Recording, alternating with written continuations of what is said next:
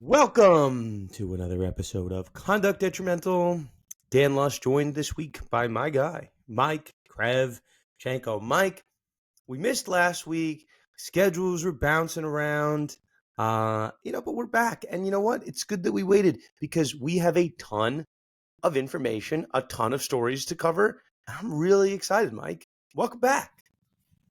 Yeah, it feels good to be back. There was so much that went on last week, and even just this week. It's been, 2 days into the week so far, and I feel like there's something new coming out every single hour. So I'm excited to go through a laundry list of things today for sure. So, at some point, sometimes I have big cases that uh, they're very public cases, and I can't really, and my involvement is not yet known. Sometimes, like when I had my big lawsuit against Nike last year, that was very much a public case. So that I don't think we spoke about it on the show, but it was out there. Whatever. In any event, I have a big music case right now that I'm dealing with that took up a lot of billable hours between Monday and Friday now coming into this week. So sometimes you got to adjust on the fly, and we were in the midst of a very contested negotiation. Yeah, I don't know. So anyway, sometimes duty calls, and love doing the podcast, and we got to make it work. And Mike, you're still fighting through your law school, so we got to make things work, right? But we do it. We make it happen. Yeah, we got plenty of time in a day and a week, so I'm glad we found some time early this week to get on top because yeah, if we waited any longer, I mean, might have missed out on some of these huge Yeah, topics. yeah. So I'm glad It to was see we're like back. almost like bursting at the seams. Okay, so any event, yeah. Normally we record end of the week, but we figured we'd give everybody a treat. We got to put our picks out for the Super Bowl. So here's the general roadmap today. We might not go in this order, but these are the topics we intend to cover. We saw the tags. I got a lot of texts on it. Justin Tucker. The Justin Tucker case has obviously some shades to Deshaun Watson. We will cover that. The Super Bowl. We'll cover. No, I don't know if we'll cover it in this order, but I have some Super Bowl picks. The story that I was fascinated with and still remain fascinated with is the Anthony Davis Luka scenario. I mentioned this case. I don't know. I was talking to my advanced sports law class last night. Like the Anthony Davis Luka trade, while on the outset, right? Like it's not really a sports story. Sorry, a sports law story. The fact that no deal was reached with Luka, that's a lot of how do I phrase this?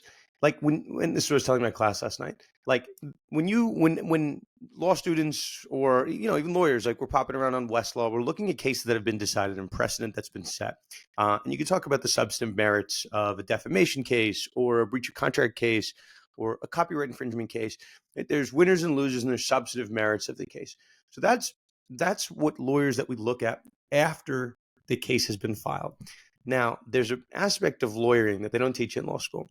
It's the pressure points that you can apply to resolve a case before it's filed, right? That's what I do a little bit in my advanced sports law class and, fundamental lawyering and negotiations, all these fun classes I take in law school, which not everybody takes, but they're very fun. That's the angle I want to approach the the AD Luka situation. We'll cover it. Obviously, a lot has come out. Mike and I were watching a portion of the Luka press conference today, so I have some thoughts there. On the betting saga, a couple weeks ago we alluded that there was some betting stuff on the horizon. Some of that I knew kind of from inside people. I did not have any inclination that Terry Rozier would get wrapped up into this, and he seems to be. Again, we're not. This is all reports, but there is some linkage from the gamblers that were seemingly coming or going down with Jonte Porter that were placing wagers on a Terry Rozier game. So we'll talk about that. We'll talk about Major League Baseball's top umpire, who now has been Mike fired. Fired, or did he resign? Yeah, fired and currently appealing it, but I believe that already has been denied. And that's in another gambling issues. Gambling's very hot. And then, time permitting, another update in the inevitable Jimmy Butler saga. Charles Oakley back in the news. We'll talk about an update on his case. Some updates on the NCAA side. And then, we'll leave with our Super Bowl picks. I've done a lot of research. I feel very good about these picks. So we'll leave it there. Okay, Mike, I said a lot. Let's do this. I think we should start.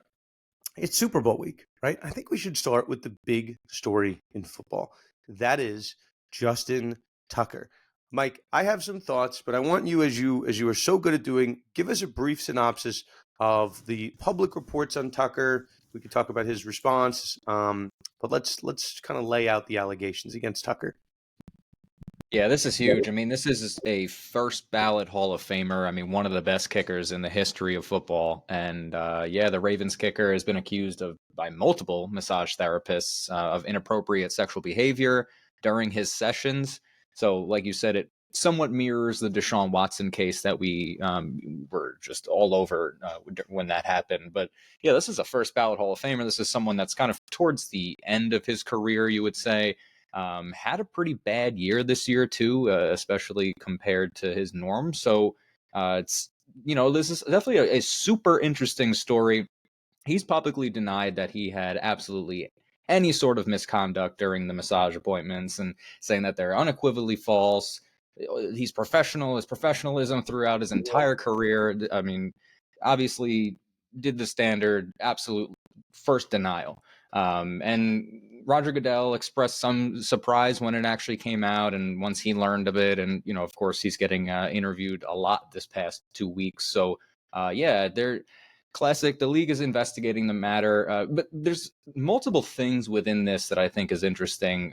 This is over a long span of time. I mean, some Well, of these date let's. back all the way to 2012. So I Well, think I think that's where. yeah, but Mike, let's talk about it, right? Aren't these all between 2012 and 2016? Right? Isn't that what we have right now?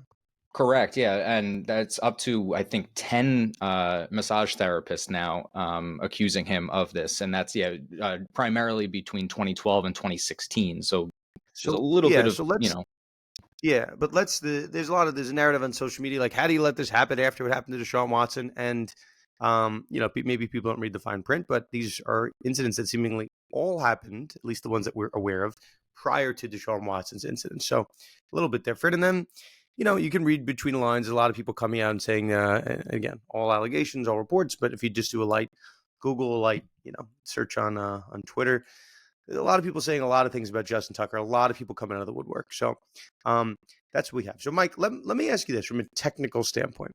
Okay. Um, why do you think these allegations are coming out now? That's my first question for you. And then, let me just for being fair, let's read Justin Tucker's statements. Um, and I well, let me read Justin Tucker's statements, and then I'll try to, without saying anything bad, try to give at least some color about what the allegations are beyond just like inappropriate behavior. Tucker says, I've never been accused of misconduct of any kind. I've never received any complaints from a massage therapist. I have never been dismissed from a massage therapy session. I've never been told that I was not welcome at any spa or other place of business. The reporting skews my interactions out of proportion. That's an important one. The newspaper was deliberately misconstruing events as nefarious. Okay. So, I'm going to say this, and again, we're all adults on this podcast, maybe not the listeners, but I'm assuming if you're a nerd and you're listening to a sports law podcast, probably over the age of 17. Mike, fair assumption? Fair? Yeah, I would say so. I think that's Fair. fair. Okay, but either way, I'm going to keep it as PC as possible. This is not Tucker. Tucker is generally being accused of exposing himself and some form of groping. That's the general nature of the allegations. Again, with the guy, we don't have to relitigate the whole Deshaun Watson saga, but the fact that these involve massage therapists and inappropriate behavior during what was an attempt at a normal massage, there is some commonality and overlap between that, right? Again, 2012 through 2016. So, these again, I guess I alluded to this. The reporting skews my interactions out of proportion. So, I'm going to try to say this in the cleanest way possible. Tucker was accused, at least on one instance, of, we'll say, leaving something on the table. Mike, is that fair? Does that Yeah, I allude to think what I that's need good. to say without saying it? Yeah, so he's denying that. It's messy, right? This is Justin Tucker, right? He's probably nearing the end of his career. Otherwise, probably obviously, I don't think there's any dispute. on field a Hall of Fame kicker. There was some talk this year about whether he should retire from performance-based issues. But why I bring up the timing, okay? And I did this. Let's see if you took the bait, Mike. This is Super Bowl week, right? And this comes out this came out on Friday. In the 1 week in the last 5 months where there's no football being played. So the timing, I think, was very much purposeful. Can you imagine what would be happening right now if the Ravens were in the Super Bowl? Do you know how insane Media Week would be right now? I mean, they were real close. So yeah, I mean, obviously not in the grand scheme. They didn't even make the AFC Championship, but the fact that they were a powerhouse team this year, yeah, I mean, I would imagine that they were gearing up for this, and the timing was maybe set out prior to them getting knocked out of the playoffs.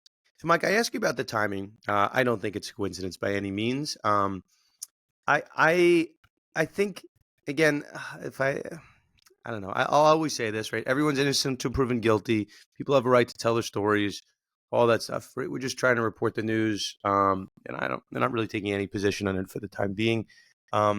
So that said, the NFL's personal conduct policy is an interesting one. Justin Tucker is not Deshaun Watson, right? He's not at the prime of his career. He doesn't have 10 years left in the NFL. He's seemingly at the very, very back nine of his NFL career.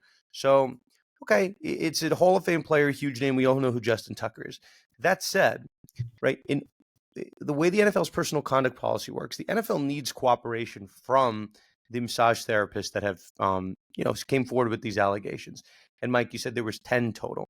So they need some cooperation from those individuals to have some type of suspension. So unlike a court of law, the NFL's personal conduct policy has no bearing on when these actions occurred. So they could have occurred, I don't know, 2005, right? It doesn't really matter. 2012, 2016, 2021, it doesn't matter. That's not what the NFL personal conduct policy tries to dictate. It just says if you perform some act at any point in time, the NFL has the right to suspend you if they find sufficient evidence, right, in their perspective. Now, if these accusers end up receiving some form of a settlement, these people will all go away. And I mean that when generally a settlement of this type is signed, there's some type of confidentiality, some type of non-disclosure agreement that's signed. So that, again, I just point out what could happen, what might happen. And I'm not saying Justin Tucker is motivated to settle or anything like that, but that's the backdrop. That's just the playbook at this point in time. And that's what happened with Deshaun Watson. It took, over a year to get these cases resolved, which resulted in long litigations and depositions. But this is very, very much phase one of the process. Mike, am I correct to say that there was no actual civil lawsuit that's been filed at this point? I mean, that's a very different place than where we were in the Deshaun Watson saga. Yeah, nothing yet. It's all investigations. That's something that it's come, like you said, the timing, and they made it public right now. It's just an investigation, both on the NFL side and on the attorney side of the the accusers. So yeah, criminally, obviously, those a couple of them are over the statute of limitations. The 2012 to 14, almost 15 now. So yeah, it's interesting where this could go in terms of lawsuits, and like you said, settlement. This could all possibly go away and be a little bit of a quieter situation to Deshaun. It's always going to be a little bit different than the Deshaun Watson. I mean, he didn't get a guaranteed $220 million contract. He's a kicker, and there's a lot of things that I think, go set this in the NFL's quote unquote favor in terms of publicity and, overall explosion of this story. But yeah, the statute of limitations is huge here for, filing lawsuits, obviously. But, we'll see with the NFL, their investigation, what they do, if they're going to end up, filing any civil proceedings. We'll see. I mean, it's in such an early stage right now that it's everything's still coming out. More people are coming out, and it's a little similar to the beginning of the Deshaun case when it was Right. like, all right, 5, 6 people have come out now. Even today we were reading there's 3 extra people that came out. So now Right. it's up to 9, up to 10. So eventually it's going to hit a cap, I'm sure, of the amount of people, and then I think from No, there we'll see. I don't know. if people are coming forward and we're past the statute of limitations, it's just a point of strength in numbers. I watched last week. Max. Not that I necessarily recommend it, but they had like I think it was the Rise and Fall of Diddy documentary, and it was just first portion was just a documentary on Diddy and like making the band and like stuff that has nothing to do with these allegations, but it's an interesting watch. Not that I necessarily recommend it, but it's somewhat informative. But they explained similarly to how this stuff happens, right? If there are multiple accusers, they come out logically, right? They want the cover of the first one, the second one, and again, strength in numbers. So yeah, I don't view this as being the last. Mike, you said a word like there was going to be a cap. There's no cap. Like this could involve as many therapists as possible. Deshaun Watson was very weird because it was like 60 reportedly. I will always say reportedly, like 60 massage therapists during COVID in like a year and a half period when you didn't need to be, you shouldn't be using a number of therapists, like massage therapists, for safety purposes. Tucker's is over 4 years. And the fact that we only have 10, it just this doesn't quite align. So like a different version of me, a younger version of Dan Lust might have said an over under on the amount of accusers to come out. We're not going to do that because that's highly insensitive. But my gut's that we're gonna have some more here. So not quite going to set a line, but yeah, I definitely think more to come. Okay, Mike, I'm ready to move on from this unless you have anything else. No, I think we're good. Okay. So yeah, I think we've done enough on Tucker. While we're here, I mean, we can talk more about the Super Bowl at the end. A reminder, podcast sponsored by our favorite bar prep company, Themis Bar Review. People ask every once in a while, what's that promo code? They haven't given us a new promo code in a while, but if you are looking and you were like on the fence, should I do Themis or that other bar prep company that we cannot contractually talk about, we do have access to promo code. We have friends there, so happy to give you guys that access and get that discount code. Or I can just ask them for a new discount code. That could work too. Okay. So speaking of bar prep companies, sometimes, these things aren't free. You need to make some money in order to afford bar prep, in order to pay rent, to pay your car bills, to pay the vet bills. God forbid your pets get sick. So we're here occasionally to try to help you make a little bit of money. Mike, your video's not on. Did I get like a slight smirk out of that? I get like a little bit of a chuckle. I think that's what I heard. You got me constantly on this side. There we go. It's There we go. There we go. Okay. So, Mike, I have been pretty good. We're going to see the Sam Darnold bet. We'll see if I win comeback player of the year. Probably not. I'm still annoyed, but generally been pretty good on this podcast. I did my research. This podcast is going to come out Wednesday, so people will have time to listen to this, place the bet. I did my research on something, Mike. So let's see. How much have I taught you about gambling? Do you feel like if I gave you enough statistics, you could maybe project a line at Conduct Detrimental Resorts World Casino for me? Decent. Yeah, I think so. Okay. We've talked enough betting. What if I told you a player playing in the Super Bowl has scored a touchdown in 4 consecutive games? What do you think the percentage that this player would score a touchdown in the Super Bowl? That's 75 at this point. I think I know what you're talking about, right? Too. If you score 4 touchdowns in a row, I'm bringing up my handy dandy implied probability calculator. So I tend to agree with you. Let's just use common sense for a second. If you scored 4 games in a row, right? Follow me so far? Yeah.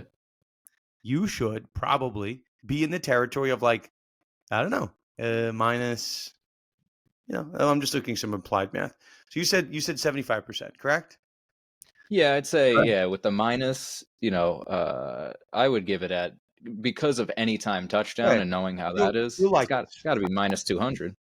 No. Well, hold on. This is implied math. You said 75%. Okay. I think that's a fair number. If I told you something happened the last 4 times in a row, like, I don't know, 75% chance, it's football. That in our implied probability calculator for gambling, and you could just put this in your Google machine, is minus 300. I don't feel that confident. Anything can happen to football. Players can get hurt, all this different stuff, game scripts, blah, blah, blah, right? Now, I think this bet should be a minus bet, somewhere probably closer to minus 150, minus 160. Kareem Hunt is the player in question, has scored in 4 consecutive games. The Chiefs are the favorite in this game. Expect the Chiefs to be running the ball. They do not. Chiefs do not do the tush push. They run the ball when they get close to him. Kareem Hunt, Mike, is not a minus 300 favorite to score. It's not a minus 200 favorite to score. Kareem Hunt is a very juicy number to score. And this is my one of two bets that I'm recommending for Super Bowl week. Kareem Hunt is plus 135 to score. And those implied odds, Mike, are 42%. So I don't like to look at the odds right away. I like to look at stats. I just like to look at trends. And then if I see something that I think is likely to occur, right? And it's a plus number, I take it out of principle. And of all the bets I've looked at so far, that is my favorite one. Kareem Hunt, anytime touchdown, plus 135 currently on DraftKings. Mike, you riding with your boy here? I am. I like that one a lot. I mean, he started his career with the Chiefs and hadn't won any of the Super Bowls with them. So I think that they definitely want to get him in the end zone and get him a ring. Okay. We'll save the second bet for the end of the podcast. You just have to remind me, Mike. Okay. Second one for the end. I got The it. second one is a good one too. It's a little juicier odds. Okay. So, Mike, I think speaking of betting, right? We have a general plan for this. Let's talk about the betting sagas that have been permeating through sports recently. Mike, how familiar are you with the Terry Rozier saga? Pretty familiar because, I mean, this is just another. I feel like this is a list that is continuing to grow with athletes betting, and especially within basketball. There's just something within basketball, whether it's college or the NBA, that's just like it's so enticing to these players, obviously, to get involved in Well, this. And I just don't know. Like well, I'm pretty. yeah, but like, here's this weird thing, which I think we should appreciate, right? Like 20 years ago, there were no like props on like some random players 3-point shots in a game or props. Like Yeah. those exotics were only really do that maybe at the sports book, and there was a limited offerings. Now you can do that on any book at any time, and it leaves a lot open to manipulation. So Jonte Porter is some like random scrub, right? That's like basically a minor league G League player. Terry Rozier is not a minor league player. Terry Rozier is a borderline all-star, played for the Celtics for 4 years, then, somewhat less relevant when he played for Charlotte, and then later on, now with Miami. The incident here, Mike, focuses on one game only. I'll let you take it. I'll go back to the backseat. I'm chomping at the bit here. Go ahead. Well, it's interesting you say one game because we have. I mean, this is a whole federal investigation that he's involved in a whole sports gambling ring. I mean, it's a probe that already resulted in, like you mentioned, the Jonte Porter receiving a lifetime ban after he admitted to game manipulation for the betting purposes. And this investigation is now saying that Rozier allegedly played in at least one 2023 NBA game where unusual betting patterns were detected, which is very interesting because, like you said, if Rozier knowingly participated in in-game betting, he could obviously face the federal fraud charges. The NBA has an anti-gambling policy, and there's just a completely wider investigation right now within basketball as a whole, the NCAA and the NBA.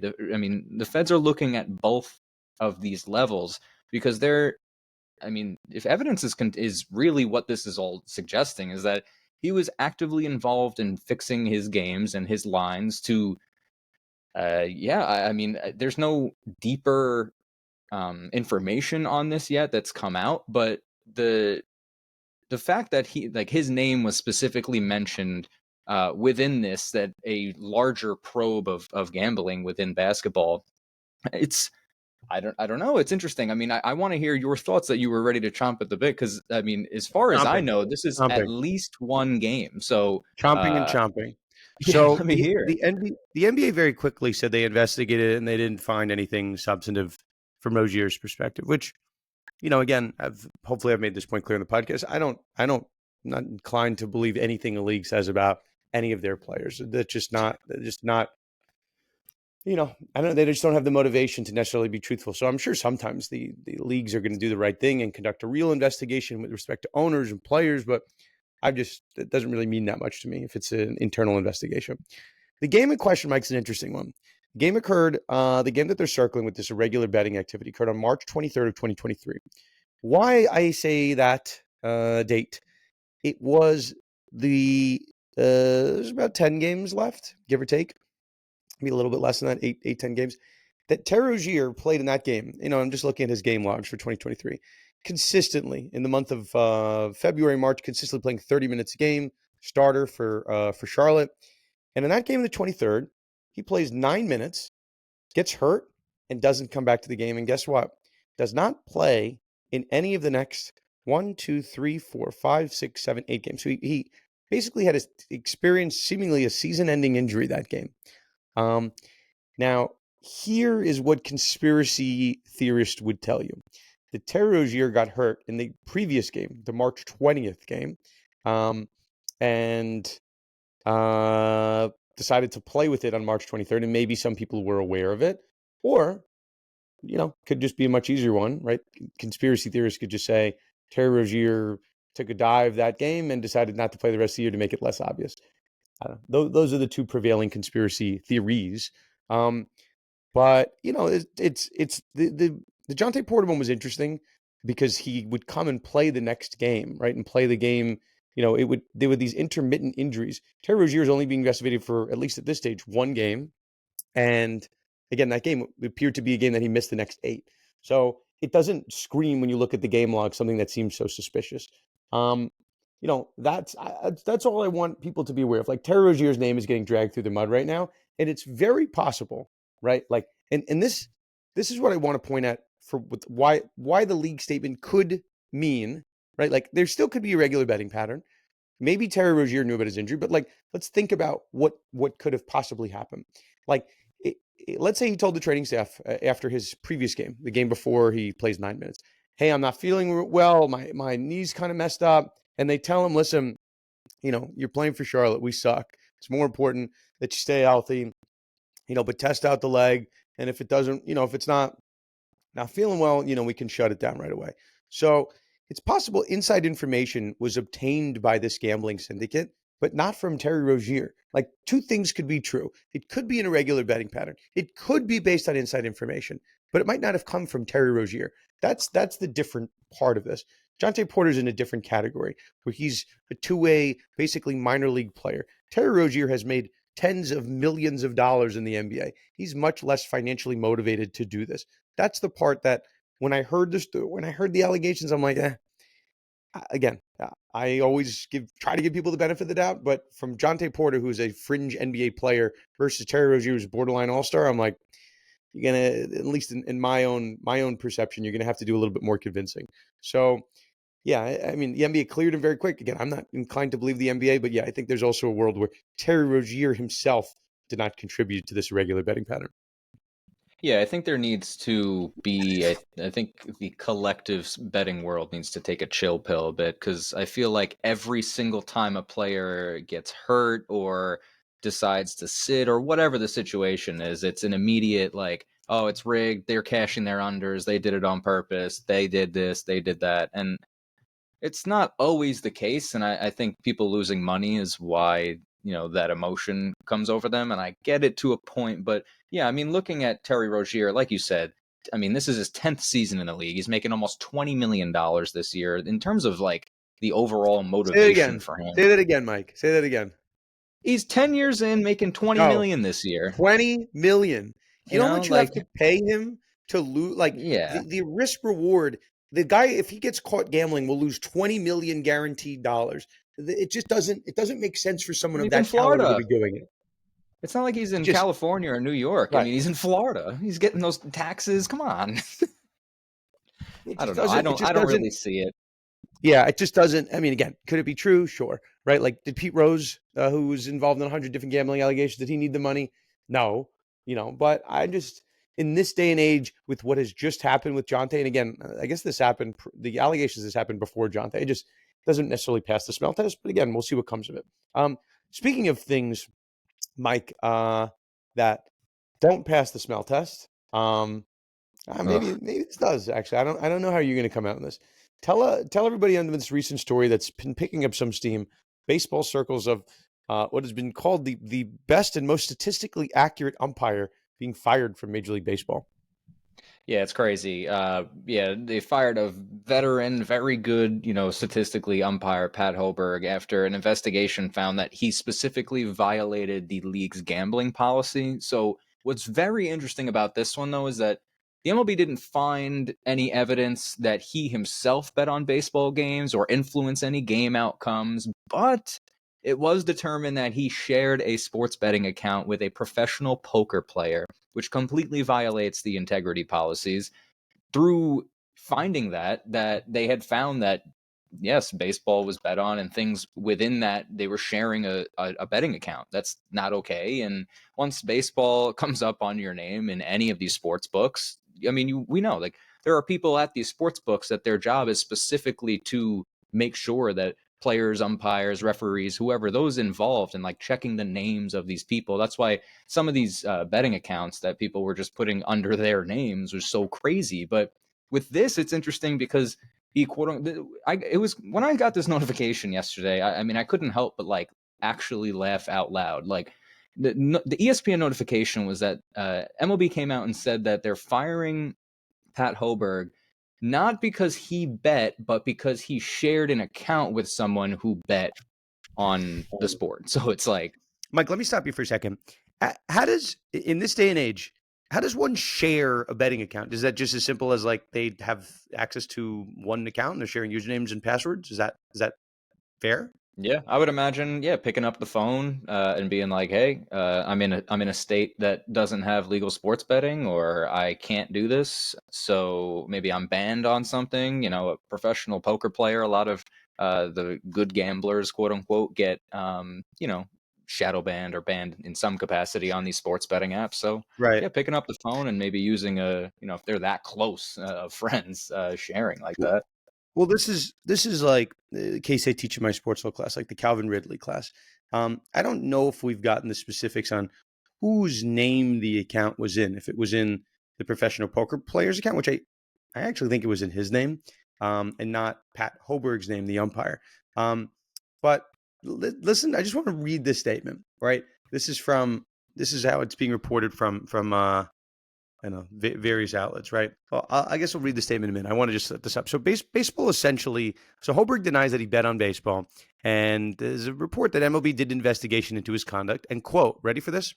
Found no evidence that he placed bets on baseball or that he took any action to manipulate the outcomes of any games. Oh, interesting, interesting. Okay, they didn't find any evidence, Mike. No evidence. Now, how about this next one?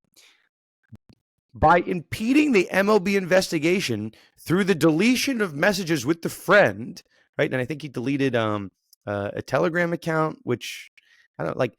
Okay, so he deleted text and he impeded the investigation, and as a result of his impeding the investigation, he didn't find any evidence.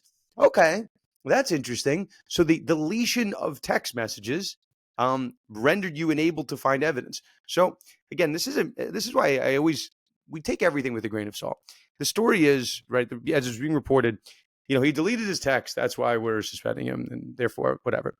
The fact that we don't know one way or the other what was said in those text messages, they don't have access to those text messages. It's very clearly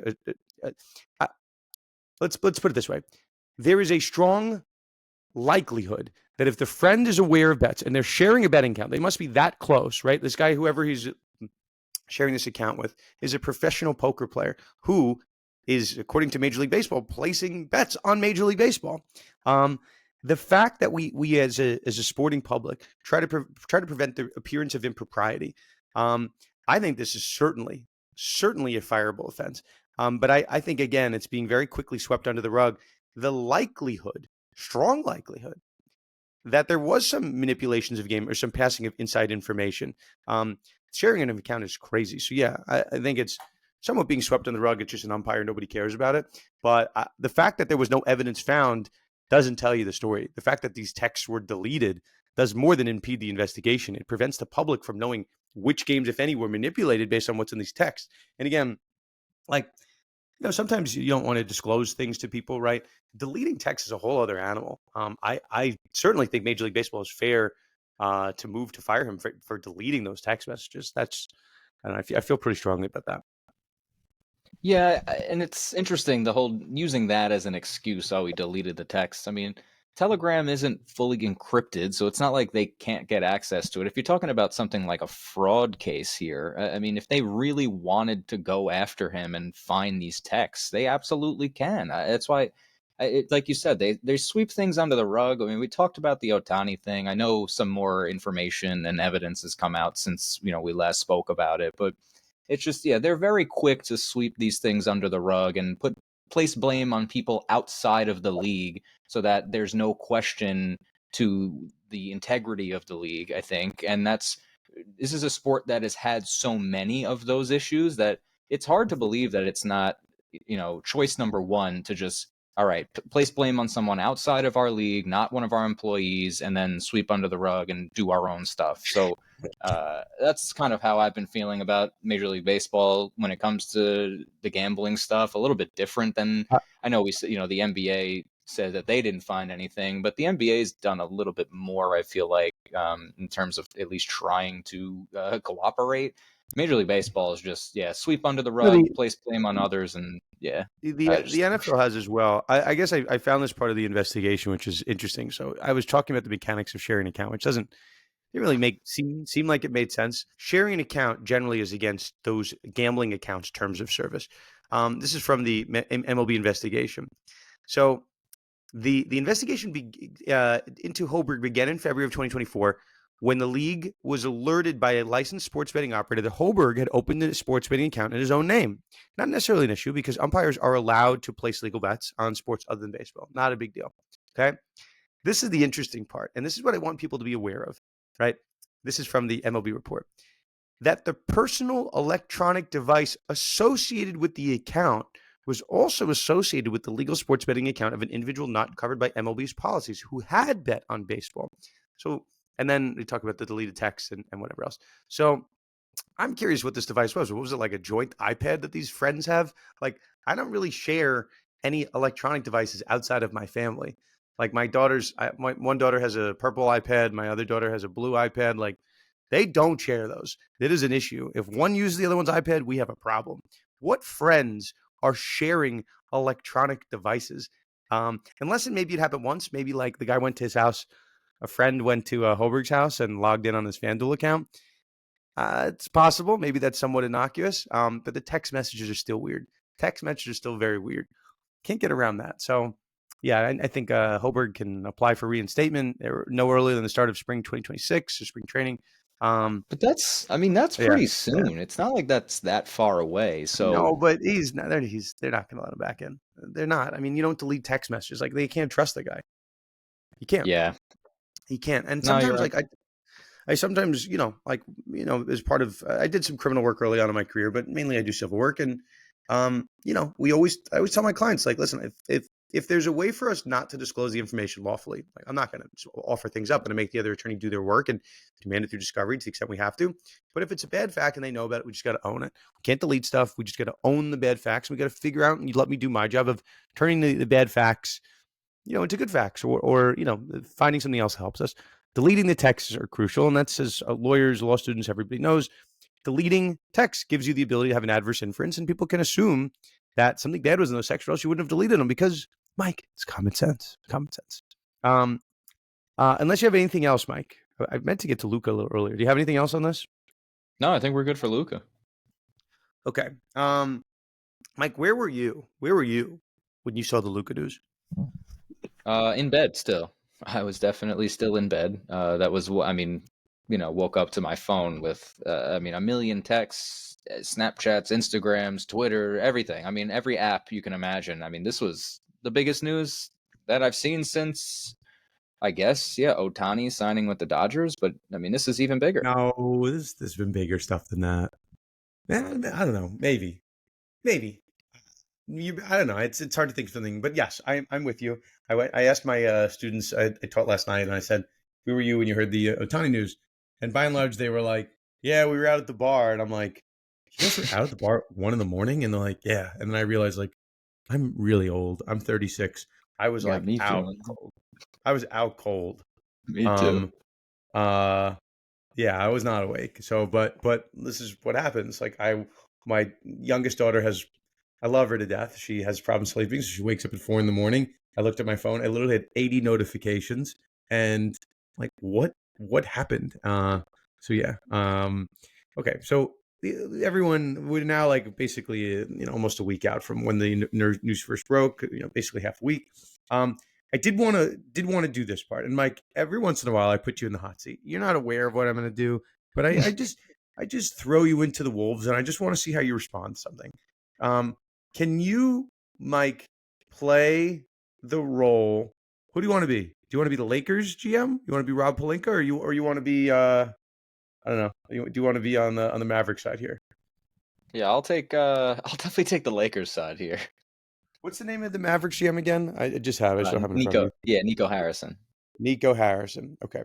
So we're not going to get into those conspiracy theories. They're fun. I just don't really think they're relevant. I truthfully, my personal opinion, I think this is just Harrison getting absolutely fleeced by the Lakers and tricked left, right, upside down, backwards. Like as like the worst GM in your fantasy football league will get tricked by the best one, and you basically require the best one not to trade with the worst one because you know what's going to happen. There's going to be controversy. So Harrison is at least at this phase known for getting rid of Jalen Brunson and now getting rid of Luka. So I'm not ready to trust his track record by any means. Okay. Anyway, in any event. So, Mike, you're going to be Rob Pelinka here, or you want to be Mavericks? I got you. I'll be Pelinka. Okay. Well, no, I'll let be Pelinka. You be Nico Harrison. Okay. Oh, jeez, making me Okay. the idiot. Well, just let's figure this out for a second. Okay. Fine, Mike. You could be Rob Pelinka. I'll be Nico Harrison. Okay. This is what we do know. We do know that the Dallas Mavericks contacted the Lakers. That seems to be what we understood to be the case. Okay, Mike. I'm Nico Harrison. Hey, we're potentially shopping Luka here, Mike, or Rob. Do you have any interest in Luka? Oh, of course. I mean, who wouldn't be? What do you want for him here? Here are the terms, right? Nobody can know that we're speaking right now. This is top secret. Nobody Okay. can know about it, and we're gonna have to. The package has to center on Anthony Davis. Are you cool with that? Yeah, absolutely. Let's make something happen. What are you looking into? Okay.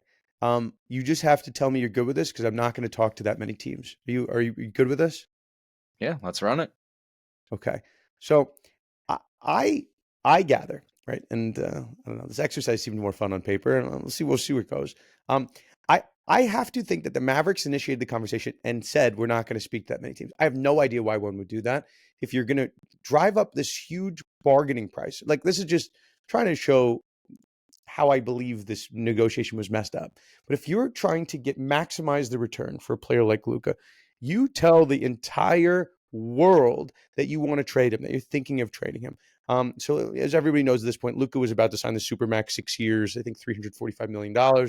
He had to sign this offseason. So this was, nobody knew that the Mavericks didn't want to sign that. But this was, in theory, if that was their position, which they took, they kind of had to deal him before this trade deadline. That's when they could maximize the return for a team that was trying to compete. So, okay, I don't really mind trading Luka. I don't think anybody does.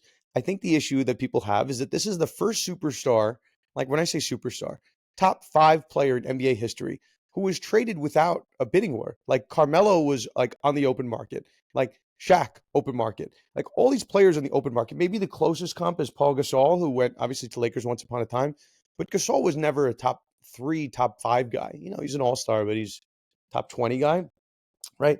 The I don't understand how you can call yourself an NBA general manager and say that you got the maximum return and you didn't contact. I think the only teams they contacted on record were the Celtics, who got like 2 hours notice before the trade, according to reports, and the Lakers. Like they spoke to 2 teams. And the return here, Mike, it's not even that they just didn't speak to enough teams, that the actual return is like nothing. The Knicks traded 5 first-round picks to get Mikal Bridges, and like you're swapping Luka for AD, who's 6 years older, and you get 1 first-round pick back.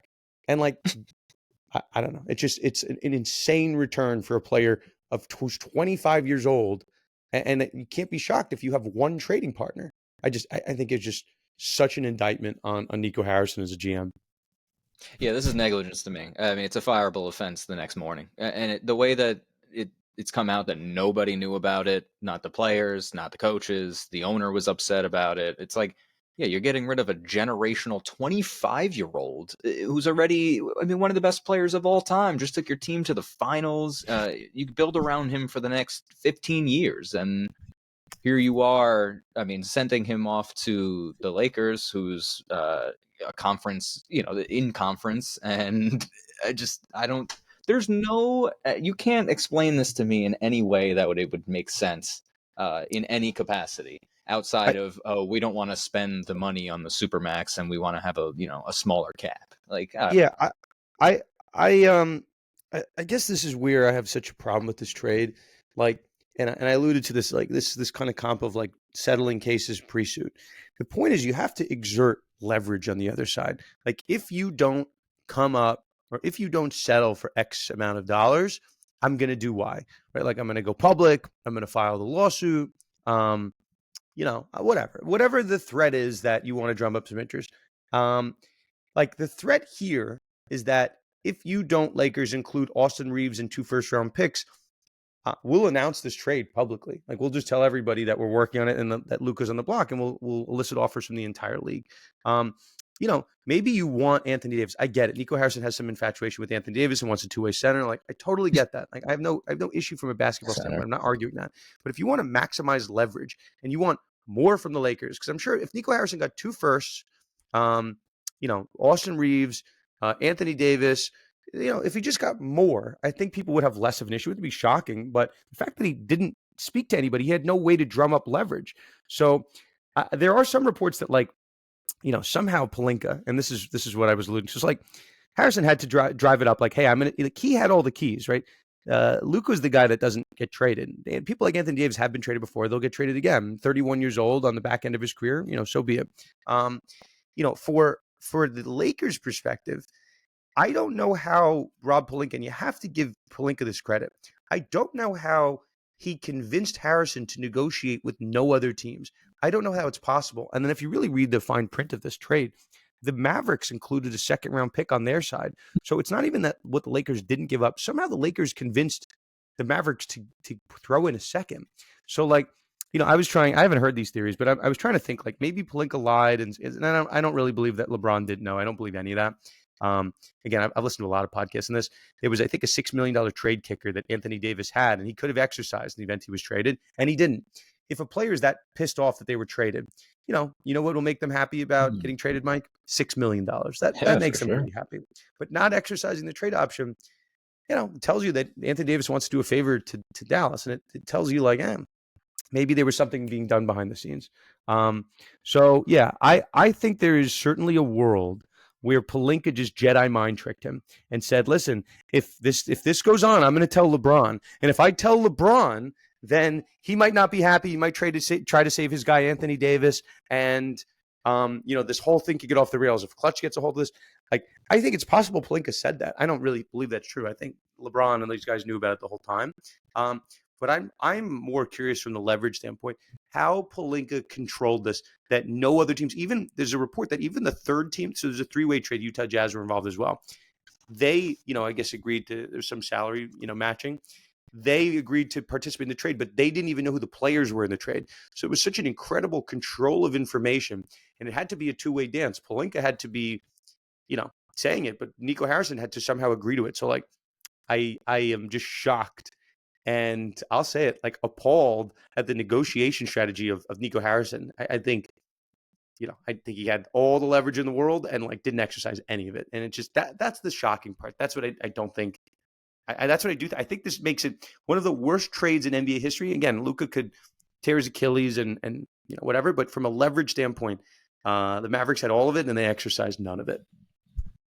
Yeah, no, I get it, and it's just, yeah, like, is it that simple? Like, did he tricked them? Like, not tricked them, but I just don't know, because there's been Yes, Mike. the Luke. I guess, yeah, because I'm just trying to think of ways that he even could have said anything else other than, like, oh, you guys are too small, you're vulnerable in the playoffs. Like, do you really want to give him a supermax when maybe he's a little. He wants more out of the team, but the guy just bought a house there, and Yeah, what's that? he's seemingly upset. I don't know. Bought a house 3 days ago. That's the report.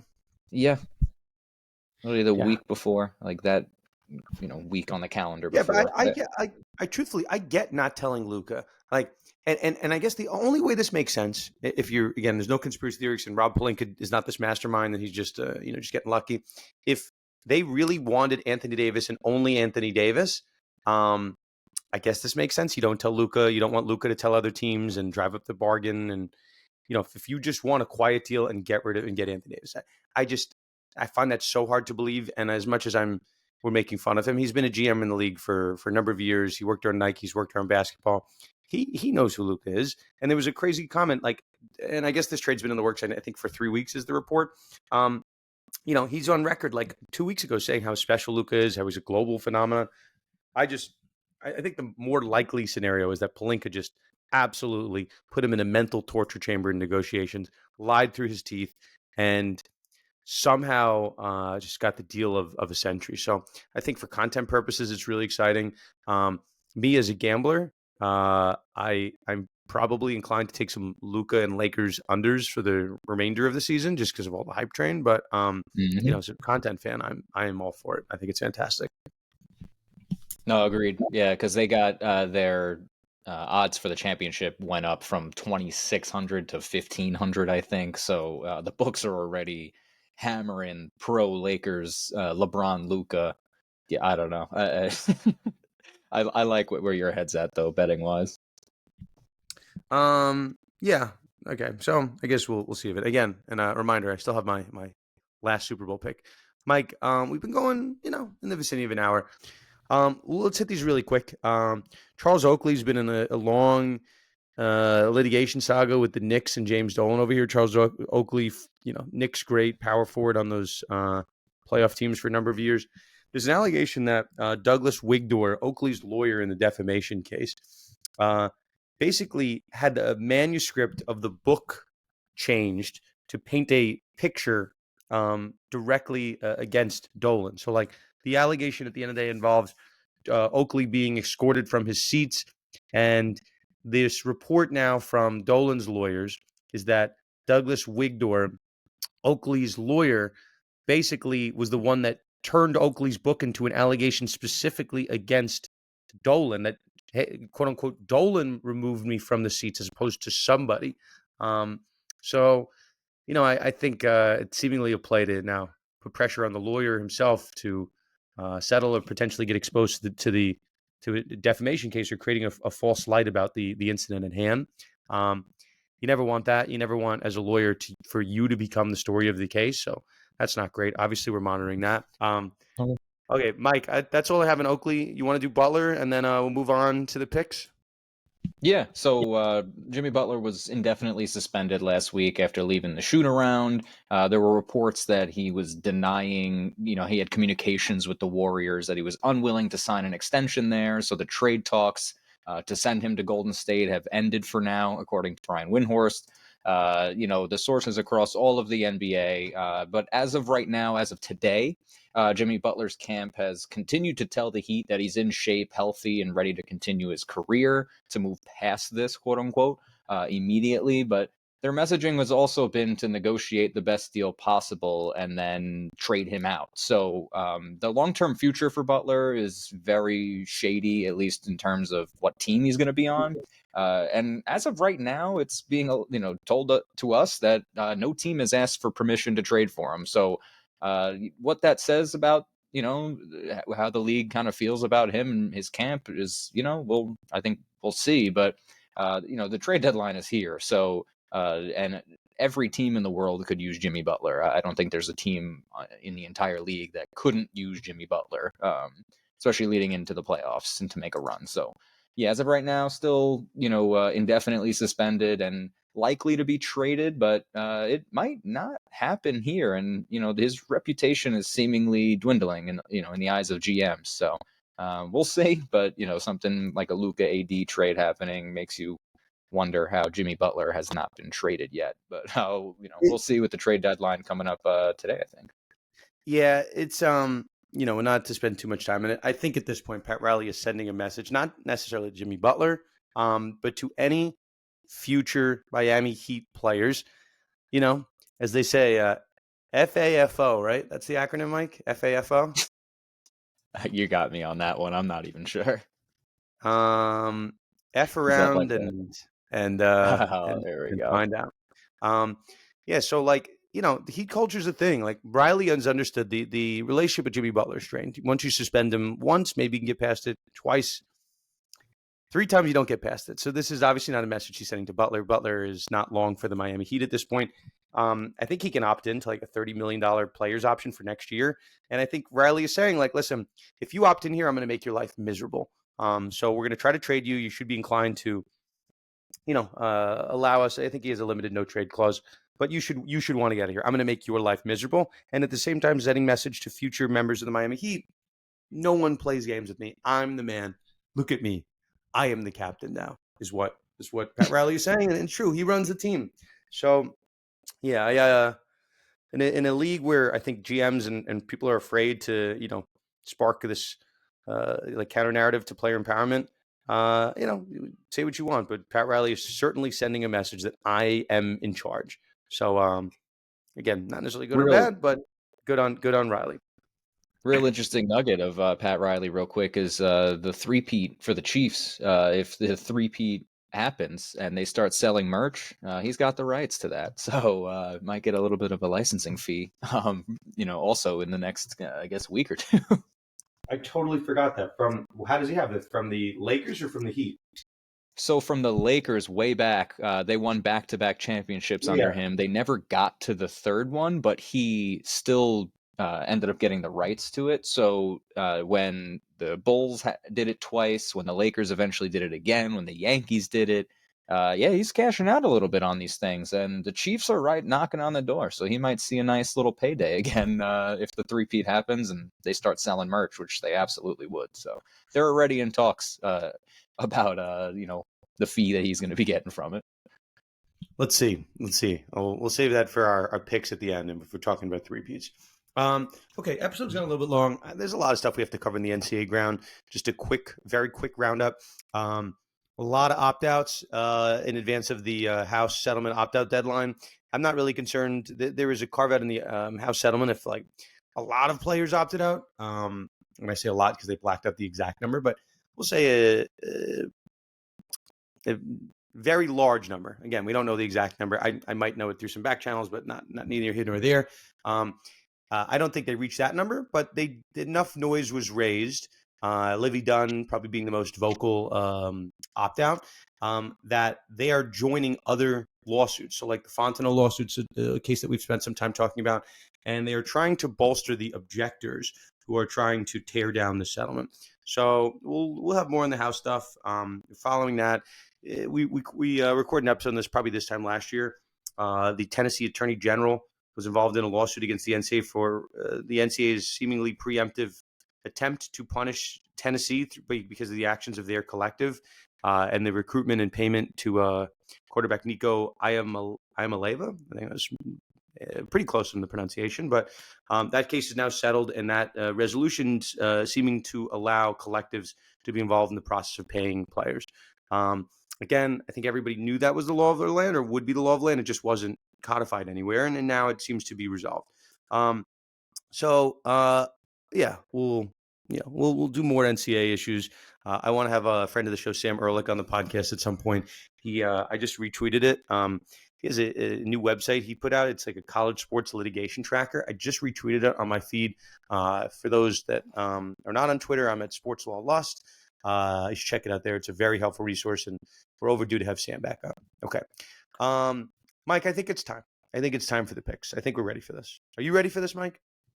Yeah, absolutely. And I hope that everyone also engages with it as well and gives their own picks, because a little teaser on a contest that we will be running on the Instagrams. You know what, dude? Well, let me give my pick, Mike, and you can wrap up with the joint collab that we were doing with another sports law show. Okay, you ready for this, Mike? Let's do it.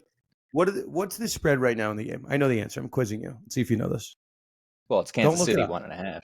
No. Kansas City 1.5. The line is subject to change, but Kansas City 1.5 as we record. So, Mike, I have a question.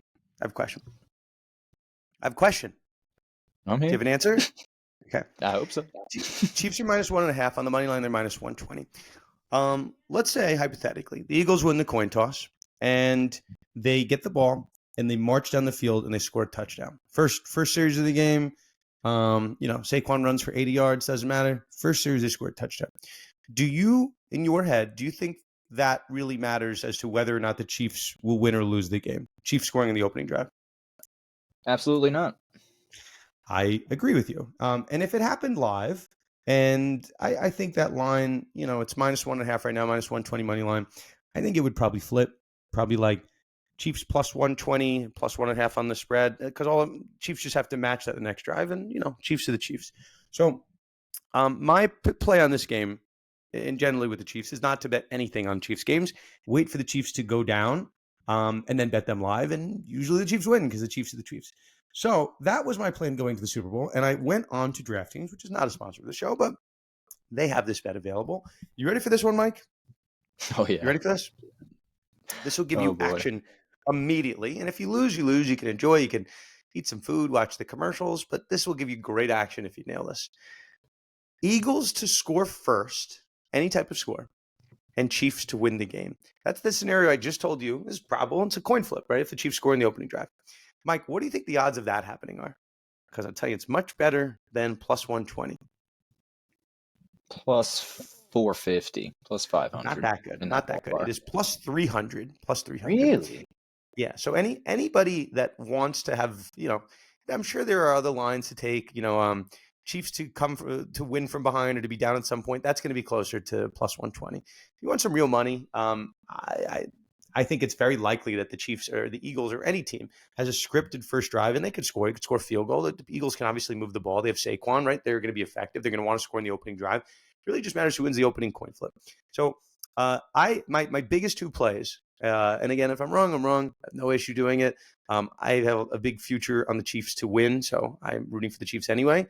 Just creating a little bit of action, a little additional action. I like Kareem Hunt +135, and I like the Eagles to score first and the Chiefs to win the game at +300. Those are my only two plays, Mike. Are you riding with me on both? I You love can all of those, you honestly. could send me an angry text right after the Chiefs score in the opening drive, and then you could be mad at me the rest of the game. That's fine. But I just think the odds. I think the odds are wrong. I like all those. And yeah, I mean, I would never, you know how I bet $5 here and there, but I think my total for the entire NFL season was maybe $100, $200. That's So not that much. Yeah, not enough to be sweating and screaming. not that much. Not that much. No, absolutely. But I like that a lot. I think all three are really good picks, especially that Eagles score first, Chiefs win. I mean, with all the stuff that's coming out, and the fact that the NFL's had to address the referees and the insulting and preposterous conspiracy theories, as they say.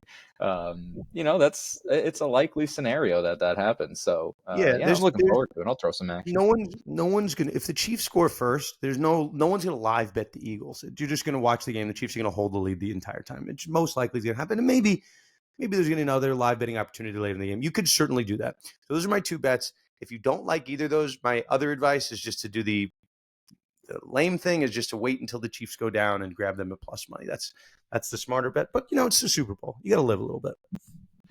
No, I agree. It happens once a year. It's one of those things where, yeah, if you're going to bet once a year, this is the game to bet on. So I get that for sure. I like the under big time, personally. KC's defense is very, very good. The under's really good for them usually. And although Philly's been scoring a whole lot, that Spagnuolo is going to go right after Saquon and try to just do the same thing that Belichick did all those years, and was just find the point where they're succeeding and just completely swallow them and just, don't let them do anything. Make Jalen beat you with his arm. And, we'll see. I mean, Jalen's had a good playoffs, but a lot of his scoring drives have been rushing touchdowns for him, or, the tush push or whatever it is. So, I like the under. I like the Chiefs for sure. I'm rooting for the Chiefs as a New Yorker, definitely. And yeah, I'm right there with you on that. All good, Mike. Give our listeners a little indication of this collab we are Yeah, absolutely. referencing, and then we'll call it a day. Yeah, it's exciting. So Sideline Sports Law, run by one of our very own that we've Mr. worked with, Duggan. Brendan.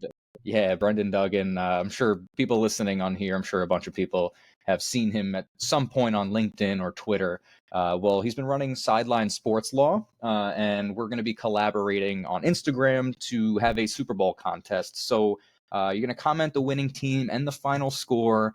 You must be following us both, so we'll do a collab post. And by the time that this is up, the post should be going live today when this is posted, or when the podcast is posted. So yeah, you got to be following us both. Only one entry, but yeah, you'll see the prizes. I won't give them away on the podcast, but yeah, you'll see the prizes, and definitely go check it out because you're going to be probably thinking anyway and making your picks in your head, so you might as well give a little contest and enter. So yeah, you can follow us, and as well as Duggan at Sideline Sports Law, and obviously at condetrimental on Instagram. So yeah, we hope to see you participate, and yeah, looking real forward to possible history here with the NFL.